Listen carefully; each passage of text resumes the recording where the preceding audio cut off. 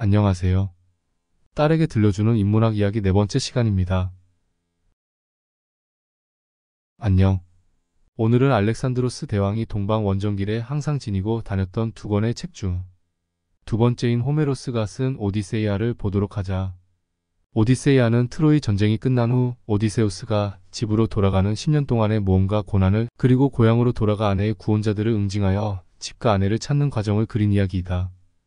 일리아스 속편 또는 뒷이야기처럼 쓰여졌지만 일리아스와는 다르게 한 사람의 주인공을 중심으로 이야기가 전개된다. 일리아스가 죽음의 운명에 맞서는 영웅들의 이야기였다면 오디세이아는 고난의 운명에 맞서는 영웅의 이야기이다. 인간에게 주어진 운명은 죽음뿐만이 아니라 고난도 있으니 죽음의 운명은 어쩔 수 없이 받아들인다. 하지만 고난의 운명은 어떻게 해서든지 넘어가야만 한다. 힘든 일이 있으면 이 또한 지나가리라 라고 묵묵히 참고 견디는 사람이 있는가 하면 왜 나한테 이런 일이 생겼을까 라며 불평불만으로 스트레스를 받으며 힘들어하는 사람도 있다. 그럼 오디세이아를 통해 고난에 대처하는 방법을 배워보도록 하자. 이야기의 전개 과정을 살펴보면 호메로스는 일리아스와 비슷한 방식을 택해 전체의 모험을 시간 순서대로 풀어나가는 것이 아니라 고향으로 가기 직전 대략 몇 주간 일어난 사건으로 이야기를 전개하고 있다.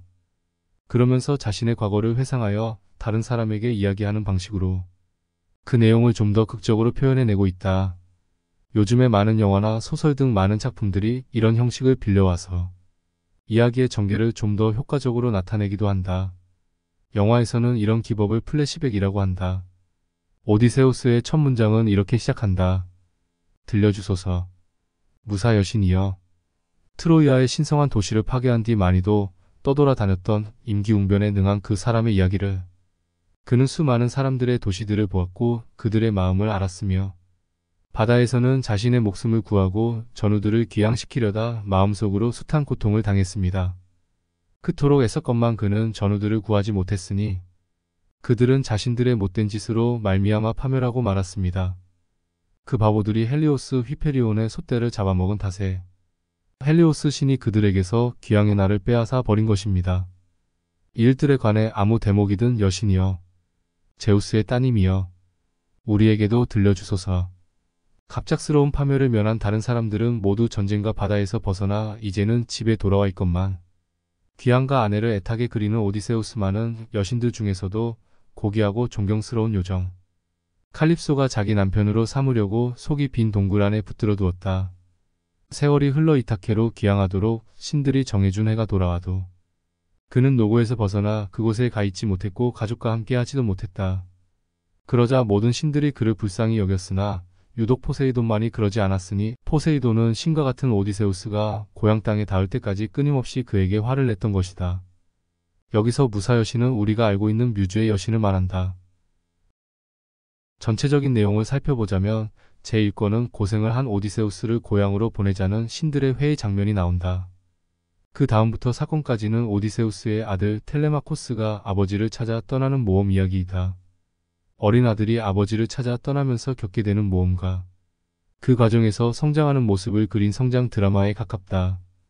앞부분의 내용을 요약하자면 오디세우스가 트로이 전쟁 10년과 그 후 10년 합쳐서 대략 20년의 세월을 떠나 있게 되고 트로이 전쟁에 참여한 다른 사람들은 다 집으로 돌아왔지만 오디세우스만 신의 노여움으로 집으로 돌아오지 못했기에 다들 오디세우스가 죽은 줄 알고 오디세우스의 아내 페넬로페에게 구원하며 오디세우스의 궁전에 모여 밤낮으로 연회를 열고 오디세우스의 재산을 축내며 마치 자기들이 주인인 것처럼 행동하며 페넬로페와 텔레마코스를 괴롭힌다.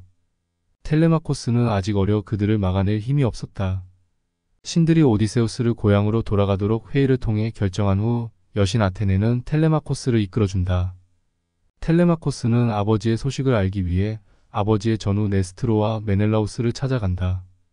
그리고 그 과정을 사건까지 상세히 묘사하고 있다.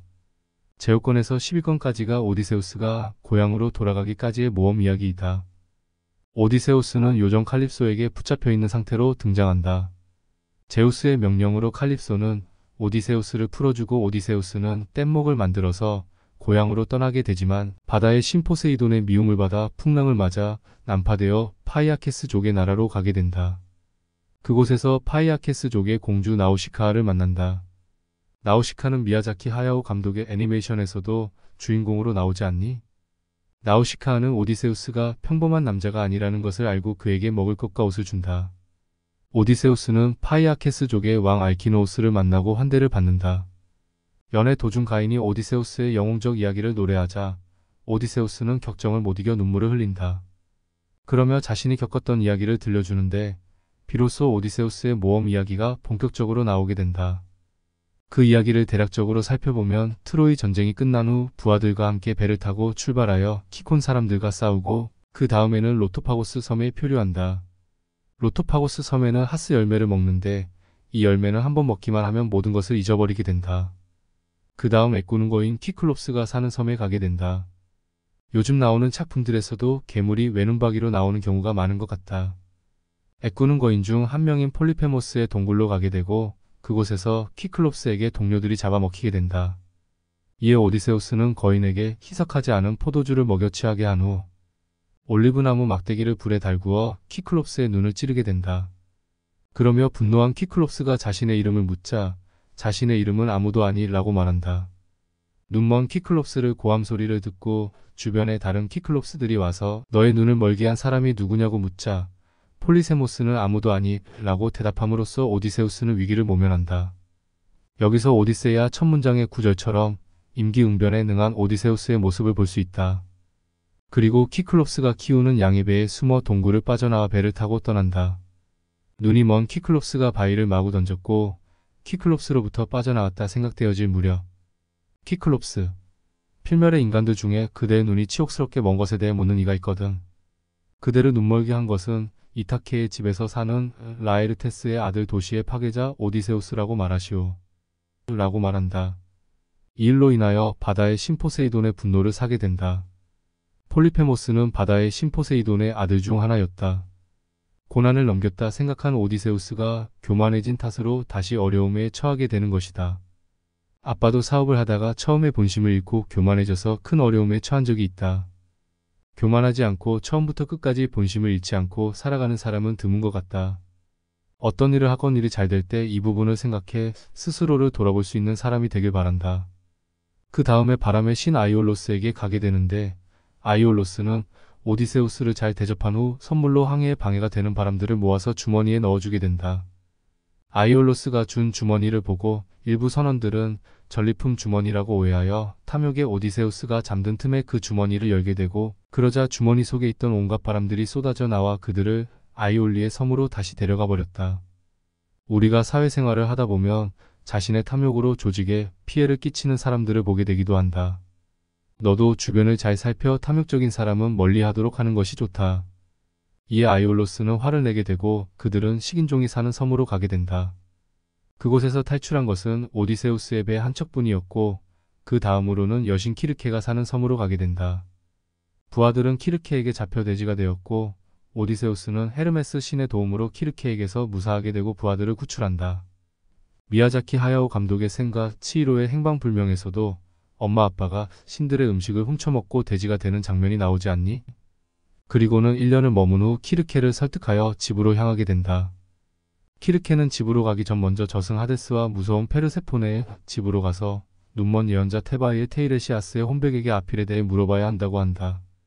그래서 오디세우스는 저승에 가서 아가멤논을 비롯한 여러 전우들을 만나고 또한 자신의 어머니의 혼백도 만난다. 그리고 아킬레우스와 대화를 나눈다. 테이레시아스에게서 아필에 대해 들은 후 다시 키르케에게로 돌아온다. 저승에서 만난 혼백들은 자신의 자식들에 대해 오디세우스에게 물으며 자식의 성공을 듣고 기뻐하는 장면이 나온다. 일리아스에서도 헥토르가 자신의 아들이 뛰어난 사람이 되기를 기원하는 장면이 나오지 않니? 자식들이 잘 되길 바라는 것은 언제 어느 곳에서나 공통된 부모의 마음인 것 같다. 키르케는 고향으로 돌아가는 길에 나타날 위험에 대해 키르케는 알려주는데 그대는 먼저 세이렌 자매에게 가게 될 것인데 그들은 자기들에게 다가오는 인간들은 누구건 다 유혹해요. 누구든 영문도 모르고 가까이 다가갔다가 세이렌 자매의 목소리를 듣게 되면 그의 아내와 어린 자식들은 더는 집에 돌아온 그의 옆에 서지 못할 것이며 그의 귀향을 반기지 못할 거예요. 그대는 재빨리 그 옆을 지나치되 꿀처럼 달콤한 밀랍을 이겨서 전우들의 귀에 발라주세요. 다른 사람은 아무도 듣지 못하게 말이에요. 그러나 그대 자신은 원한다면 들으세요. 그대는 돛대를 고정하는 나무통에 똑바로 선 채 전우들로 하여금 날렘배 안에 그대의 손발을 묶게 하되 돛대의 밧줄에 끄트머리를 매게 하세요. 그러면 그대는 즐기면서 세이렌 자매의 목소리를 듣게 될 거예요. 그대가 풀어달라고 전우들에게 애원하거나 명령하면 그들이 더 많은 밧줄로 그대를 묶게 하세요. 그러나 그대의 전우들이 배를 몰아 세이렌 자매의 옆을 통과하고 나면 그때부터는 어느 길이 그대의 길이 될지 나는 더는 말하지 않을 것이니 그대 자신이 마음속으로 잘 생각하세요. 나는 그대에게 양쪽 길을 다 일러주겠어요. 한쪽에는 위쪽으로 갈수록 툭 튀어나온 바위들이 있는데 검푸른 눈을 가진 암피트리테의 큰 너울들이 그것들을 향해 노하지요. 축복받은 신들은 이 바위들을 플랑크타의 바위들이라 부르지요. 그 옆으로는 날짐승조차도, 아니 아버지 제우스께 암브로시아를 날라다 주는 것만은 비둘기조차도 통과할 수 없어요.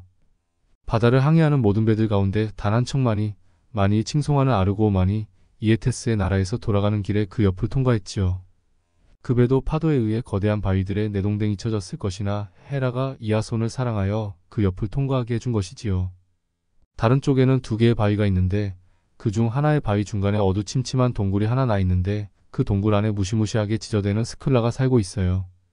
스클라는 발이 12개이고 기다란 목이 6개나 되는데 목마다 무시무시한 머리가 하나씩 달려있고 머리 안에는 검은 죽음으로 가득 찬 세 줄로 된 이빨이 촘촘히 나 있는, 그리고 머리 하나로 한 명씩 사람을 잡아먹는데 배를 타고 무사히 그 옆을 통과했다고 자랑할 수 있는 뱃사람은 아직 아무도 없어요. 그중 다른 바위는 잎이 무성한 큰 무화과 나무가 한 그루 있는데 그 무화과 나무 밑에서 고귀한 카리티스가 검은 물을 빨아들이지요. 그녀는 하루 3번씩 내뱉고 3번씩 무시무시하게 빨아들여요. 그녀가 물을 빨아들일 때는 그곳에 가지 마세요. 대지를 흔드는 신도 그대를 구해주지 못할 테니까요. 그러니 그대는 스큘라의 동굴 쪽으로 다가가서 얼른 배를 몰아 그 옆을 통과하세요. 배 안에서 6명의 전우를 잃는 편이 모두 다 죽는 것보다 나으니까요. 라고 알려준다. 그 다음으로는 헬레오스 휘페리온에 속아 있는 트리나키의 섬에 닿게 될 거예요. 그곳에는 헬리오스의 수많은 암소들과 힘센 작은 가축들이 풀을 뜯고 있는데 소떼가 7이요. 아름다운 양떼도 그만큼 많지요. 그대가 귀향을 염려하여 그것들을 해치지 않고 내버려 둔다면 그대들은 고생을 해도 이타키에 무사히 닿게 될 거예요. 그러나 그대가 그것들을 해친다면 나는 그대의 배와 전우들에게 파멸을 예언하겠어요. 설령 그대 자신은 벗어난다 해도 그대는 전우들을 모두 잃고 나중에 비참하게 귀향하게 될 거예요. 키르케의 당부를 들은 후 오디세우스는 출발하여 세이렌이 있는 곳에 당도하게 된다. 세이렌은 스타벅스 커피의 로고이기도 하다. 스타벅스는 세이렌처럼 사람들을 홀려서 스타벅스에 자주 오게 만들겠다는 뜻으로 세이렌을 자신들의 로고로 만들었다고 한다. 우리나라에서는 어느 정도 세이렌이 효과를 발휘한 것 같기도 하네. 오디세우스는 동료들에게 모든 것을 설명해 준 후 자신을 돛대를 고정하는 나무통에 세우고 그 자리에서 꼼짝하지 못하도록 묶은 후 순서대로 모든 전우들의 귀에다 밀랍을 발라 소리를 듣지 못하게 하였다. 세이렌의 섬 가까이 다가가자 세이렌의 노래소리가 오디세우스를 유혹했다. 그들이 고운 목소리로 이렇게 노래하자 내 마음은 듣고 싶어 했소. 그래서 전우들에게 눈짓으로 풀어달라고 명령했지만 그들은 몸을 앞으로 구부리며 힘껏 노를 저었소. 그리고 페리메데스와 에우릴로코스가 당장 일어서더니 더 많은 밧줄로 나를 더욱 꽁꽁 묶었소. 우리가 배를 몰아 세이렌 자매 앞을 지나가고 그들의 목소리와 노랫소리가 더는 들리지 않자 사랑하는 전우들은 지체 없이 내가 그들의 귀에 발라준 밀랍을 뗐고 나도 밧줄에서 풀어주었소. 우리는 살아가면서 수많은 유혹에 노출되어 있다. 그리고 그 유혹을 뿌리치기도 하지만 그 유혹에 빠져 실수를 하기도 한다. 하지만 주변에 좋은 동료가 있다면 이겨나갈 수 있다. 리더가 잘못된 결정을 내릴 때도 있다. 그때 그것을 바로 잡아주는 동료가 있다는 것은 대단히 행복한 일이다. 너도 앞으로 자신의 잘못을 바로 잡아주는 동료를 가질 수 있기를 기원한다. 이렇게 세이렌의 섬을 통과하고 드디어 절체절명의 선택을 해야 할 스큘라와 카립티스가 있는 곳으로 가게 된다. 한쪽으로 가면 6명이 죽고 다른 한쪽으로 가면 전부가 죽는 어려운 선택의 기로에 서게 된 것이다. 여기에서 유래한 진퇴양난을 뜻하는 영어 표현으로 스큘라와 카립티스 사이라는 단어가 있다. Between Scylla and Charybdis. 원어로는 이렇게 쓴다. 결국 오디세우스는 스클라 쪽으로 방향을 잡고 통과하기 시작한다. 동료들이 무서운 파도가 몰아치는 물보라와 너울을 보고는 무서움에 더 이상 노를 젓지 못했다. 그러자 오디세우스는 동료들에게 이렇게 말한다. 친구들이여. 우리는 재앙에 관한 한 결코 무지한 편이 아니오. 정말이지 이번 재앙은 키클롭스가 강력한 힘으로 우리를 속이 빈 동굴에 가두었을 때보다 크다 할 수는 없을 것이오. 그곳에서도 우리는 나의 용기와 조언과 지혜에 의해 벗어났거늘 생각건대 이번 일도 언젠가는 우리에게 추억이 될 것이오. 그리하여 모두 힘을 합쳐 필사적으로 노를 저 어려움을 벗어나게 된다. 오디세우스처럼 어려움 속에서도 좌절하지 않고 동료들을 격려해 나가는 리더가 되기를.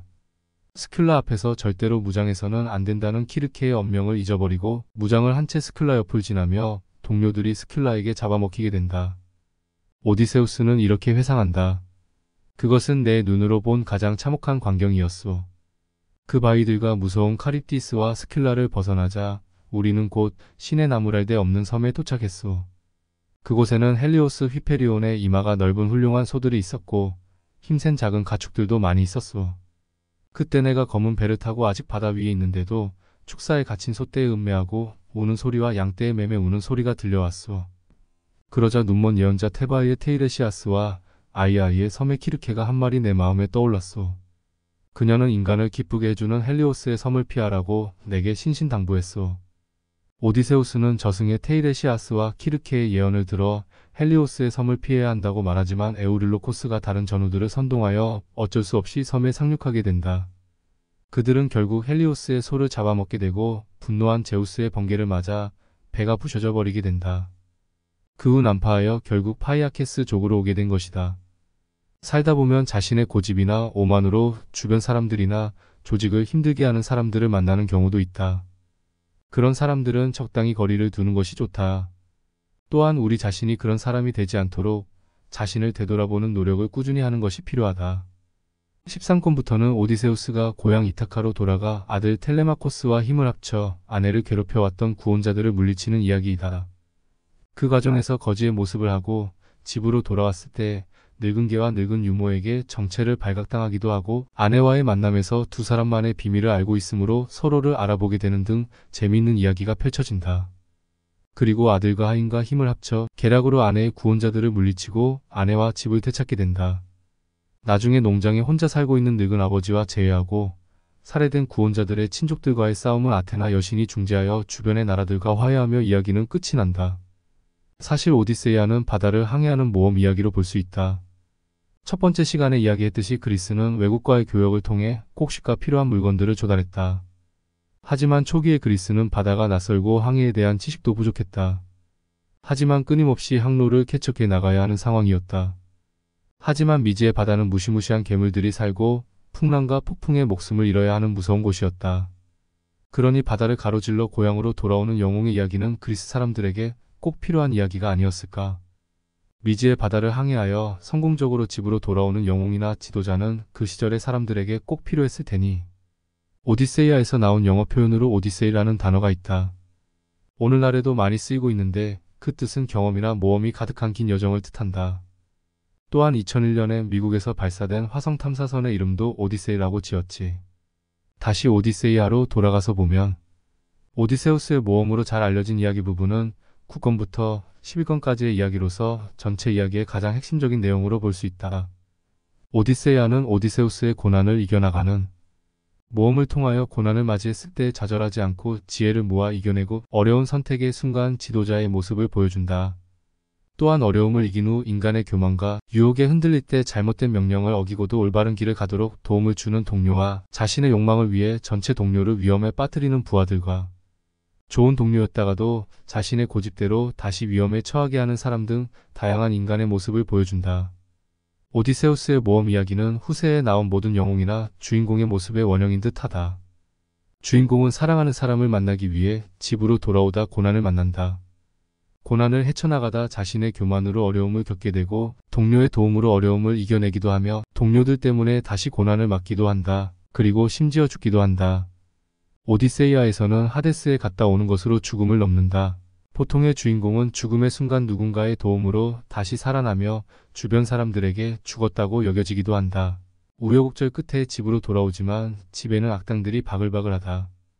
어쩔 수 없이 변장을 하고 집으로 돌아오지만 오래된 하인이나 개 또는 유모만이 자신을 알아본다. 몰래 숨어 들어와서는 계략으로 악당들을 물리치고 사랑하는 사람을 구한다. 사랑하는 사람과 서로 알아보는 방식도 어릴 때 생긴 흉터나 두 사람만이 공유하고 있는 비밀을 확인함으로써 서로를 알아보게 된다. 어떠냐 요즘의 주인공의 모습과 흡사하지 않니? 사실 배경만 바꾸고 약간의 수정만 가하면 오늘날 작품과도 큰 차이가 없다는 것을 알 수 있다. 과학과 기술의 발달과 지식의 발달로 인해 우리는 옛날 사람들보다 우월하다는 착각을 하고 살아가고 있는 것 같다. 오늘날 우리 시대가 이룬 많은 성과들은 사실은 과거로부터 쌓아온 성과 위에 있는 것이다. 뉴턴이 말한 거인의 어깨처럼 인간에 대한 통찰이나 지혜는 그 시대의 사람들이 우리보다 뛰어난 점들이 많다. 그러니 우리가 그들의 통찰과 지혜를 배우려 애쓰는 것이다. 아무튼 오디세이아가 들려주는 모든 이야기를 하자면 너무 많으니 오늘은 고난에 맞서는 영웅의 모습에 집중해서 이야기를 풀어보고자 한다. 서두에서 이야기했듯이 인간은 고난을 당할 운명이지만 그 고난을 맞이한 사람들은 제각각 다르게 행동한다. 하지만 주인공 오디세우스는 다르다. 여신은 오디세우스에게 그대가 그대의 잘 지은 집에 가서도 얼마나 많은 고난을 참고 견뎌야 할 운명인지를 그대에게 말해주기 위함이다. 그대는 억지로라도 꼭 참고 남자든 여자든 어느 누구에게도 그대가 떠돌아다니다가 왔다는 말은 하지 마라. 그대는 오히려 남자들의 행패를 감수하며 많은 고통을 묵묵히 참도록 하라. 라고 말하며 오디세우스가 고난을 받을 운명이라는 것을 알려주기도 한다. 처음에 칼립소가 오디세우스에게 만약 그대가 고향 땅에 닿기 전에 얼마나 많은 고난을 겪어야 할 운명인지 마음속으로 안다면 날마다 그리는 그대의 아내가 아무리 보고 싶어도 이곳에 바로 이곳에 나와 함께 머무르며 이 집을 지키고 불사의 몸이 되고 싶어질 거예요. 라고 말하자 오디세우스는 칼립소에게 이렇게 대답한다. 그럼에도 나는 집에 돌아가서 귀향의 나를 보기를 날마다 원하고 바란다오. 설옥신들 중에서 어떤 분이 또다시 포도주빛 바다 위에서 나를 난파시킨다 해도 가슴속에 고통을 참는 마음이 있기에 나는 참을 것이오. 이미 파도와도 같은 전쟁터에서도 많은 것을 겪고 많은 고생을 했소. 그러니 이들 고난에 이번 고난이 추가될 테면 되라지요. 이처럼 오디세우스는 고난을 기꺼이 맞이하고 사랑하는 가족들에게 돌아가기를 바랬다. 일리아스에서 아킬레우스가 죽음의 운명을 알고도 명예를 위해 기꺼이 전쟁터로 돌아간 것처럼 호메로스의 영웅들은 자신의 운명 앞에 순순히 끌려가는 것이 아니라 운명에 맞서 당당하기를 바라는 영웅들이었다. 또한 가장 절망적인 시기에 동료들이 모두 포기했을 때 생각건대 이번 일도 언젠가는 우리에게 추억이 될 것이오. 라고 말하며 동료들을 격려의 어려움을 이겨나가기도 한다. 또한 참을 수 없는 상황에서 참아라 나의 마음아. 너는 전에 키클롭스가 너의 전우들을 먹어치울 때 이보다 험한 꼴을 참지 않았던가. 라며 자신의 마음을 다스리며 어려움을 이겨나갔다. 또한 호메로스는 고난의 운명이 아무리 힘들어도 살아서 그 고난을 맞이하는 것이 낫다고 말한다. 저승 하데스에서 아킬레우스를 만났을 때 펠레우스의 아들 아킬레우스여, 아카이오 이족 가운데 가장 강력한 자여. 나는 테이레시아스에게 묻고자 왔소. 아킬레우스여, 예전에도 그대만큼 행복한 사람은 없었고 앞으로도 없을 것이오. 그대가 살아있는 동안 우리 아르고스인들은 그대를 신처럼 추앙했고 지금은 그대가 여기 사자들 사이에서 강력한 통치자이기 때문이오. 그러니 아킬레우스여, 그대는 죽었다고 해서 슬퍼하지 마시오. 내가 이렇게 말하자 그는 곧바로 이런 말로 대답했소. 죽음에 대해 내게 그럴싸하게 말하지 마시오. 영광스러운 오디세우스여, 세상을 떠난 모든 사자들을 다스리느니 나는 차라리 지상에서 머슴이 되어 농토도 없고 재산도 많지 않은 가난뱅이 밑에서 품이라도 팔고 싶소이다. 라고 표현하며 아무리 어렵고 힘든 삶이라도 죽음보다는 낫다고 웅변하고 있다. 또한 아내의 구원자들을 다 물리치고 아내와 단둘이 있는 자리에서도 여보, 아직은 우리의 고난이 다 끝난 것이 아니라오. 앞으로도 헤아릴 수 없이 많은 노고가 닥칠 것이고 아무리 많고 힘들더라도 나는 그것을 모두 완수해야 하오. 라며 고난의 운명을 이겨내는 모습을 보여준다. 인간이 고난을 받을 운명이라는 것은 성경에서도 아주 유명한 이야기이다. 창세기에 보면 아담과 이브가 선악과를 따먹고 에덴 동산에서 쫓겨나는 이야기는 너도 잘 알거다. 또 여자에게 이르시되 내가 내게 임신하는 고통을 크게 더하리니 내가 수고하고 자식을 낳을 것이며 너의 남편을 원하고 남편이 너를 다스릴 것이니라 하시고 아담에게 이르시되 내가 내 아내의 말을 듣고 내가 내게 먹지 말라 한 나무의 열매를 먹었은즉 땅은 너로 말미암아 저주를 받고 너는 내 평생에 수고하여야 그 소산을 먹으리라. 땅이 내게 가시덤불과 엉겅퀴를 낼 것이라 내가 먹을 것은 밭의 채소인즉 내가 흙으로 돌아갈 때까지 얼굴에 땀을 흘려야 먹을 것을 먹으리니 내가 그것에서 취함을 입었음이라. 너는 흙이니 흙으로 돌아갈 것이니라 하시니라. 이렇게 성경에서는 말한다. 여기에서도 인간은 고난을 받을 운명과 죽을 운명임을 잘 나타내주고 있다. 여기 당근과 달걀 커피의 비유가 있다. 삶에 지치고 힘들어하는 딸이 엄마에게 다가와 위로와 조언을 구했다. 그러자 엄마는 아무런 말 없이 주방에서 당근과 달걀 그리고 커피를 가져왔다. 그리고는 물이 담긴 3개의 냄비를 불 위에 올려놓았다. 첫 번째 냄비에 당근을, 두 번째 냄비에는 달걀을 넣고, 세 번째 냄비에는 커피 알갱이를 넣고는 한참을 끓였다. 시간이 지나 엄마는 냄비에 넣은 것들을 하나씩 꺼내었다. 엄마는 그것들을 하나씩 보여주며 이야기를 했다. 당근은 들어갈 때 딱딱했지만 물컹물컹해졌고, 달걀은 들어가기 전에는 깨지기 쉽고 약했지만 단단해졌다. 그러나 커피 알갱이는 어디론가 사라져버렸다. 대신 물은 색을 갖게 되었고 좋은 향이 나며 맛있는 커피가 되었다. 뜨거운 물은 우리가 맞는 인생의 고난이나 어려움을 뜻한다. 그러며 엄마는 딸에게 그중 어떤 사람이 되고 싶은지 물어본다. 그러자 딸은 이내 깨닫고는 엄마와 같이 미소를 띠며 커피를 마신다. 실제로 우리의 삶에서 어떤 것도 정답은 아닐 것이다. 당근의 경우 시련을 겪으며 경직된 몸과 마음이 유연해지며 오히려 건강해지고 유연한 사고로 어려움을 쉽게 풀어나가기도 한다. 융통성의 문제를 해결하는 방식이 되기도 하니까. 달걀의 경우 깨지기 쉬운 나약한 모습에서 시련을 겪으며 단단해지고 강인해지기도 한다. 굳건한 몸과 마음으로 시련을 묵묵히 이겨나가야 하는 경우도 있다. 또한 커피의 경우 시련의 환경이나 시련 자체를 변화시켜 서로에게 좋은 결과를 만들어내기도 한다. 특히 커피는 뜨거울수록 향이 더 진해지고 맛도 좋아지는 경우도 있다. 이렇듯 하나의 결과나 정답만이 있는 것이 아니라 주어진 시련의 종류나 나의 상황에 맞게 내 자신의 태도 또한 조금씩 변화해 나가는 것이 올바른 접근 방식이라 생각된다. 오늘은 그리스의 위대한 유산인 오디세이아를 살펴보았다. 앞으로 살아가며 어려움이 닥칠 때 오늘의 이야기를 한 번쯤 되새겨보는 사람이 되면 좋겠다. 그리고 지난번 일리아스의 경우는 등장인물이 너무 많고 배경 지식 없이는 읽기가 어려울 수 있지만 오디세이아는 주인공을 중심으로 이야기가 전개되고 모험과 고난을 지혜로 이겨내는 이야기로 만들어져 훨씬 더 읽기가 쉬우니 한번 읽어보는 것도 좋은 선택이 되리라 생각한다. 우리에게 주어진 운명을 피할 수 없다면 당당하게 맞서는 마음이 필요하다. 피할 수 없다면 즐겨라 라는 말이 있지. 철학자 니체는 아모르 파티라고 말했다. 아모르 파티는 자신의 운명을 사랑하라 라는 의미이다. 하지만 자신의 운명을 받아들이는 것이 주어진 고난과 어려움에 굴복하거나 체념하는 수동적인 태도를 의미하는 것이 아니라 아모르 파티는 자신의 삶에서 일어나는 고난과 어려움까지 받아들이는 적극적인 방식의 삶의 태도를 의미한다. 또한 자신의 삶을 긍정하고 그에 대한 책임을 다하겠다는 적극적인 의미로 쓰였다는 것을 생각해야 한다. 살아간 시대는 서로 달라도 위대한 사람들의 생각은 서로 유사한 부분도 많은 것 같다. 호메로스도 오디세이아를 통해 우리에게 말하는 듯하다. 아모르 파티. 그럼 오늘 이야기는 여기서 마치도록 하고 다음번에는 그리스의 또 다른 이야기를 들어보도록 하자. 들어주셔서 감사합니다. 다음번에는 또 다른 이야기로 찾아오겠습니다.